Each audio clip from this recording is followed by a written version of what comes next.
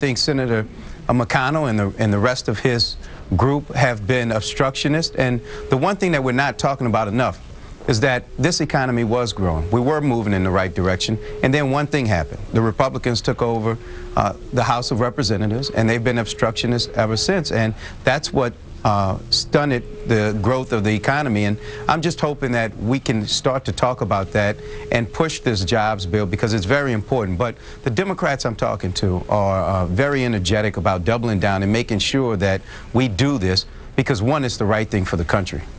No, well, let me say this. I think you raised a good point. When the Republicans took over with the whole change of majority in 2010, the Tea Party political movement, but how do we get voters out to turn the Congress back Democrat if we don't stand for something?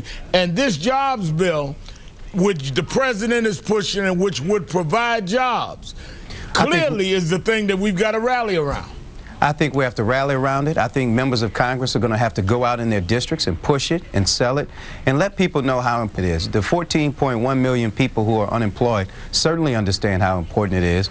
The 25 million people who are either underemployed, they know how important it is. But we're going to have to work. We're going to have to get out there like we did during the campaign to let people know how important it is. The other thing we're going to have to do is let the country know how ridiculous the Republican arguments are on a couple of things, one of which is to require offsets for disaster assistance. I'm here in Connecticut, and I'm from New Orleans with Katrina.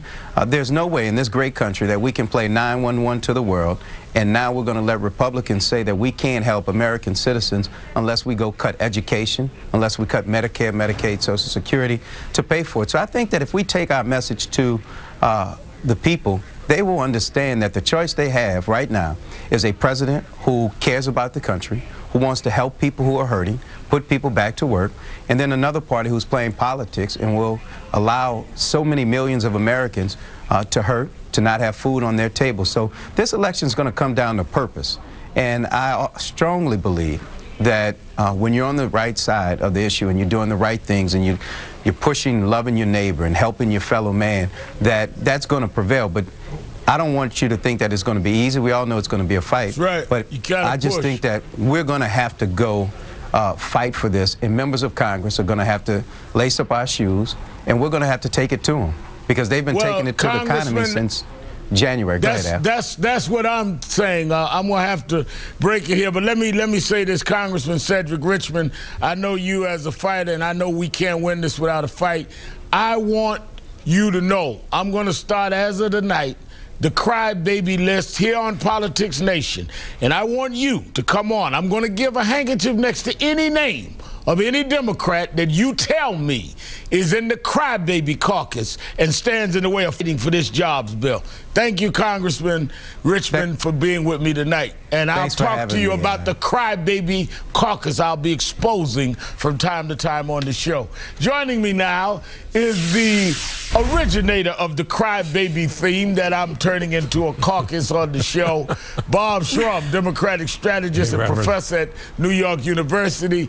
He has a great article out today that on the topic of which I just said, the Democrats' self-defeating crybaby chorus. And I'm inspired. I'm going to start a list here.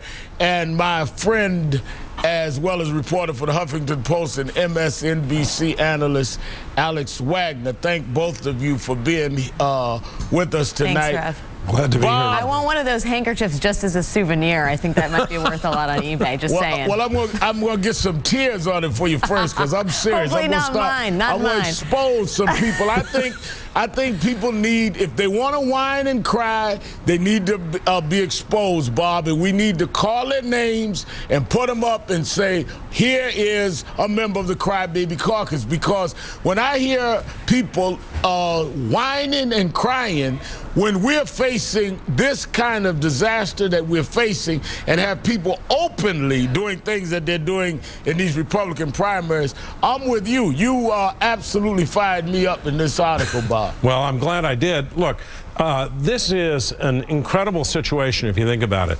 This president inherited a terribly torn economy that the Republicans have tried to ruin even further so that they think that's their road back to power. And now you have Democrats out there who are sort of sniping at the president, sniping at the people around him, and not getting behind him. Look, in 1982, when Ronald Reagan was in the midst of a recession-ridden